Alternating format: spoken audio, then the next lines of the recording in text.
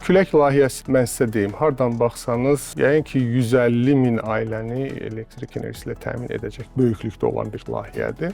Azərbaycanda hazırda günəş panellərindən yalnız alternativ enerji şirkətləri deyil, hər bir vətəndaş da faydalana bilər. Artıq 2 ildir ki, bu evin elektrik enerjisi günəş şüalarının toplandığı panellərdən əldə olunur.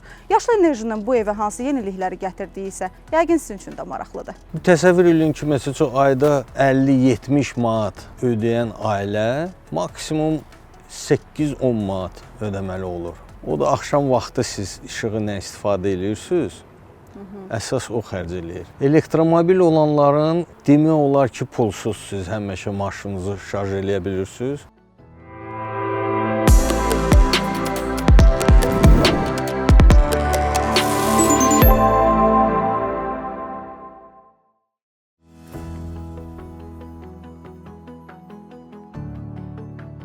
Ötən ilin noyabrında Azərbaycan paytaxtında keçirilən COP29 tədbiri çərçivəsində qəbul edilən tarixi qərarlarla dünyada iqlim dəyişikliyinə qarşı mübarizəyə öz böyük töhfəsini verdi. Ancaq rəsmi olaraq COP29-da Azərbaycanın liderliyi və fəaliyyətləri bu ilin noyabr ayında Braziliyada keçiriləcək COP30 tədbirinə qədər davam edir. Energetika nazirinin müavini Elnur Sultanov hazırda Azərbaycanın rəhbərliyində COP29 çərçivəsində görülən işlərin nələr olduğunu verilişimizə xüsusi müsahibəsində açıqlayıb. Elnur müəllim, məlum olduğu kimi COP29 bu ilin noyabrına qədər davam edir. Bu çərçivədə Azərbaycan hansı işləri görür? Doğrusu COP-da noyabr adətən dekabr aylarında keçirən COP-dan ikinci əhəmiyyət sırasına görə ikinci sırada dayanan Bonda olan yay görüşləridir.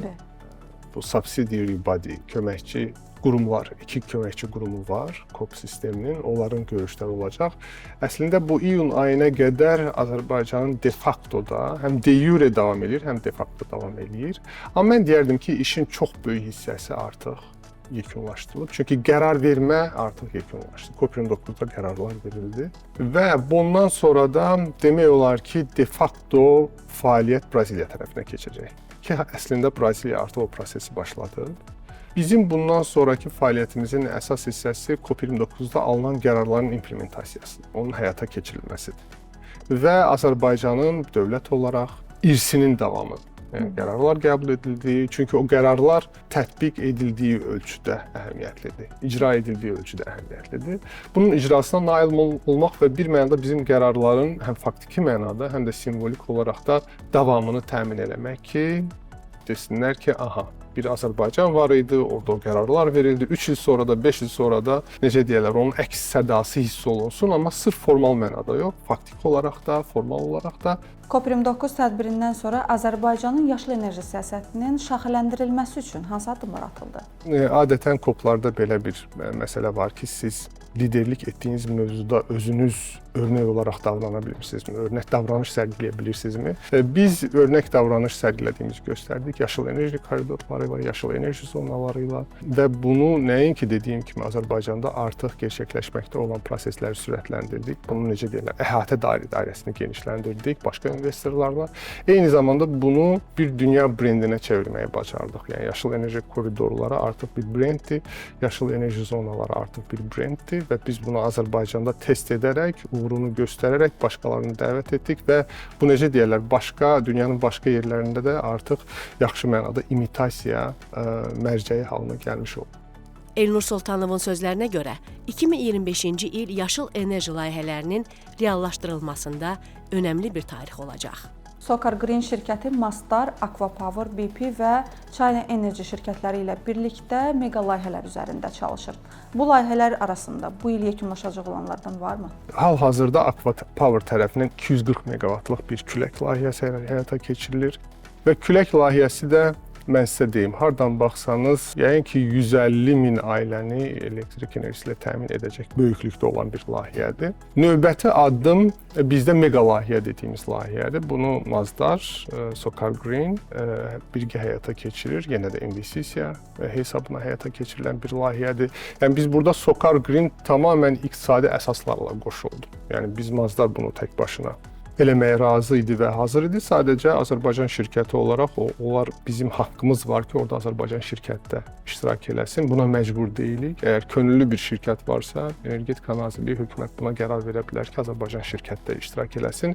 O mənada sırf iqtisadi rentabellik əsasında bura Sokar Green daxil oldu. Heç bir tələb yox idi xarici investor tərəfindən. Bu 1 giqavatlıq layihədir. Bankə Biləsuvarda 2 dənə böyük günəş layihəsi tikilir. Bir də külək layihəsi var. 1 giqavat. Bundan sonradan təməl qoymalar bilirsiniz ki, başlayıb. Bankə Biləsuvar və Yeni Külək layihəsində yeniliklər gözlənilir. BP-nin Qarabağda olan layihəsində, bəli, biz artıq günəş panellərini görməyə başlaya bilərik bu il. Yəni hər şey planlandığı üzrə gedir.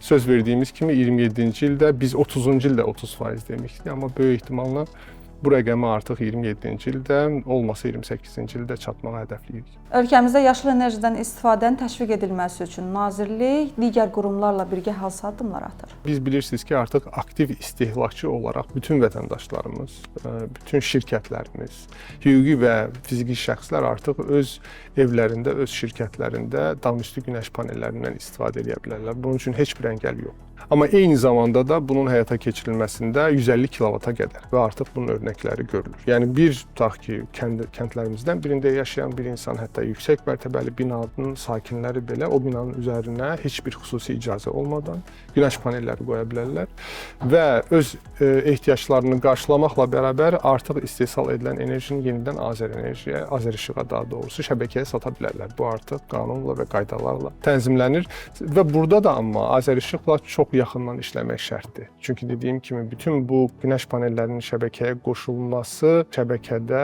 balansın pozulması ilə nəticələnməməsi üçün çox xüsusi tədbirlər, yatırımlar həyata keçirilməlidir.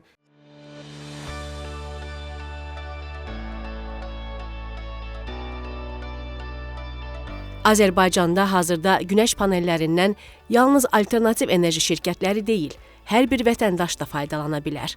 Çünki bununla bağlı artıq qanunvericilik bazası mövcuddur və bütün qaydalar müəyyən olunub. Günəş panellərinin indi hər kəs üçün əlçatan olması isə onlara marağı da artırır. Ekoloji təmiz enerjidən istifadə edərək adını planetin gələcəyinə töhfə verənlərin siyahısına yazdıranlardan biri Bakı sakini Sergey Barsukovdur.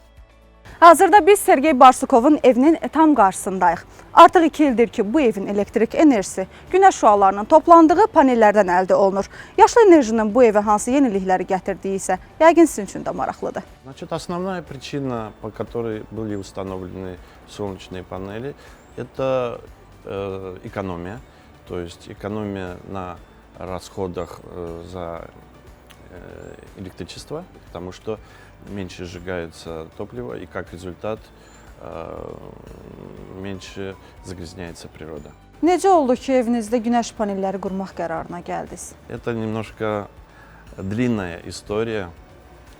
Более 15 лет назад я построил самостоятельно солнечную систему.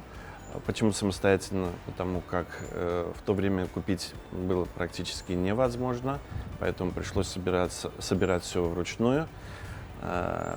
После чего я в течение 15 и более лет наблюдал за самой системой, как этот процесс происходит, насколько это оправдывается, насколько вложенные деньги инверторов, аккумуляторы запустили всю систему и сдали в эксплуатацию.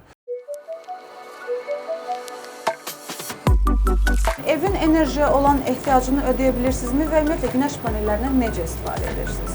Солнечная система функционирует полностью 24 часа в сутки благодаря аккумуляторам.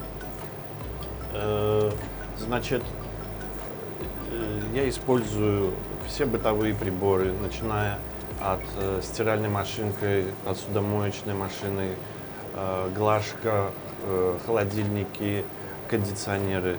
То есть системы достаточно и даже более для того, чтобы питать все оборудование, которое имеется в доме.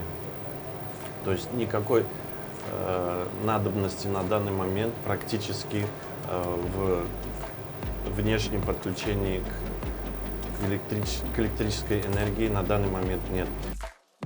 Sergey Barsukov evində quraşdırılan sistemin 2 ildir ki, heç bir problem olmadan çalışdığına diqqət çəkir.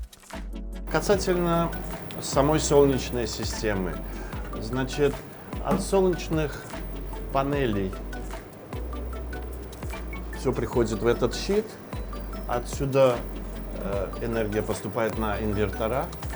Значит, здесь установлены 5 инверторов, каждый инвертор по 5 киловатт в общей сложности. Также имеется и веб-интерфейс для того, чтобы удаленно можно было контролировать все процессы и мониторить.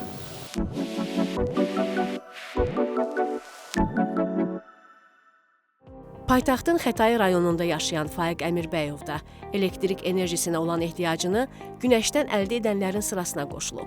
O artıq bir neçə ildir ki, ekoloji təmiz enerjidən istifadə edir. Necə oldu ki, evinizdə külək panelləri quraşdırmaq qərarına gəldiniz? Uzun müddət maraqlanırdım bu barədə. Hələ bir entuziast kimi.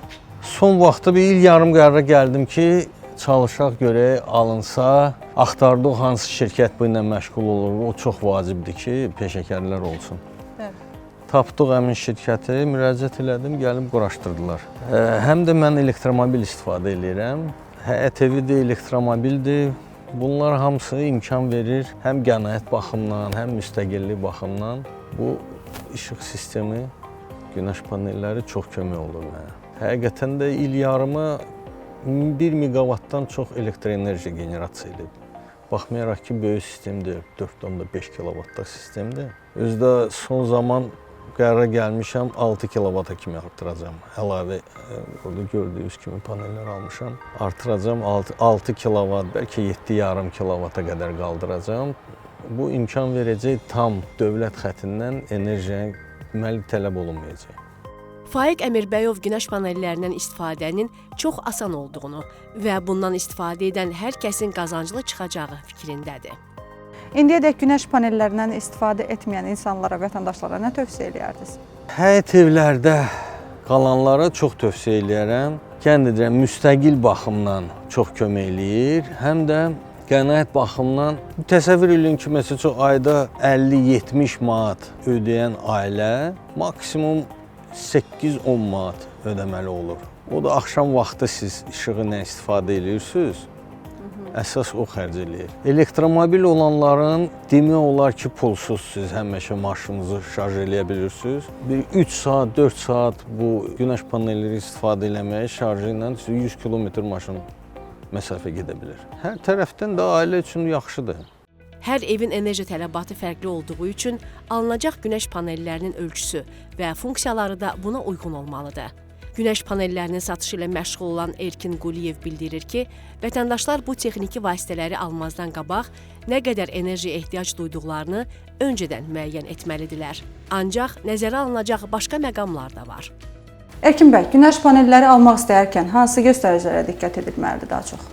Əsasən günəş panellərini almamışdan əvvəl evdəki olan elektrik sərfiyyatının göstəricilərinə baxmaq lazımdır. Ona görə ki, o göstəricilərə uyğun olaraq günəş sistemlərinin özünün quruluşu formalaşır və enerji qənaətinə o həmən qeyd olunan sərfiyyata uyğun olaraq göstərmək olur. Əvvəllər biz tam off-grid formada, yəni ki, ancaq akkumulyator batareyaları, çevirici vasitə, günəş panellərindən istifadə edirdiksə, indiki dövrdə artıq hibrid, on-grid, yəni ki, birbaşa şəbəkəyə ötürmə, rezervləşmə funksiyasına malik olan avadanlıqların istifadə edirik. Ondan sonra da əgər avtonom rejimdə işləmək istəyirlərsə, yəni müştərilər, hər bir insan özünün avtonomiyasını yaratmaq istəyirsə, akkumulyator batareyalarının, onlara da baxmaq lazımdır. İndiki dövrdə artıq keçmiş qurğuşun turşulu akkumulyatorlardan biz müasir tipə, liti tipli batareyalara keçdik. Onların da ömrü, yəni işləmə ömrü də çoxdur. Bir mənzilə daimi elektrik enerjisi ilə təmin etmək üçün vətəndaş neçə panel almalıdır və bu ona təxminən neçə manata başa gəlir? 6-8 günəş paneli ortalama bir evin qidalanmasını, yəni onun enerji sərfiyyatının qismən də olsa bağlamasına ya da tam bağlamasına müsbət təsir göstərir. Düzdür, günəş panellərinin sayının artırılması, yəni qeyd etdiyimiz kimi yüklərdən asılıdır. Amma avtonomiya nöqteyi nəzərindən 6-8 günəş paneli qoymaqla hər bir insan öz enerji sərfiyyatını azalda bilər. Qiymət deməli, əgər toplayıcı vasitə olmasa, on-grid sistemlərdən nəzərə alsaq, hardasa dediyim kimi 4-4500 manat arasıdır. Artıq batareykalar varsa, yəni toplayıcı vasitə varsa, məbləğ demək olar 2 dəfə artır. Alınan günəş panellərinə nə qədər zəmanət verirsiniz? Biz tərəfdən günəş panellərinə 15 il zəmanət verilir. Bu müddət ərzində günəş panelləri yəni öz işləmə funksiyalarını dəyişmir, amma qeyd etdiyim kimi toplam işləmə müddəti 30 ilə bərabərdir. Biz də öz tərəfimizdən həm istehsalçı verdiyi zəmanətlər əsasında və ya özümüz sistemləri quranda artıq təcrübə olduğuna görə özümüzdən də əlavə müddətləri vermək imkanına malikik. Sahibkarın sözlərinə görə hazırda satışda olan və ən çox maraq göstərilən günəş panelləri Çin, Yaponiya və Avropa ölkələrinin məhsullarıdır.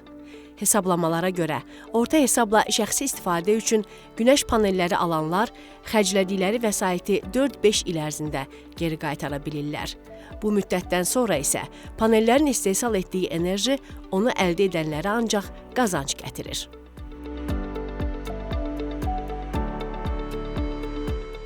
Müşahidə edilən budur ki, insanlar günəş panellərinin üstünlüklərinə bələd olduqca bu təmiz enerjidən istifadəyə daha çox can atırlar.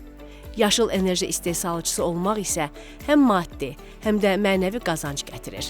Ekoloji təmiz enerjidən faydalanmaq bu yolu seçənləri eyni zamanda planetin qoruyucusuna çevirir.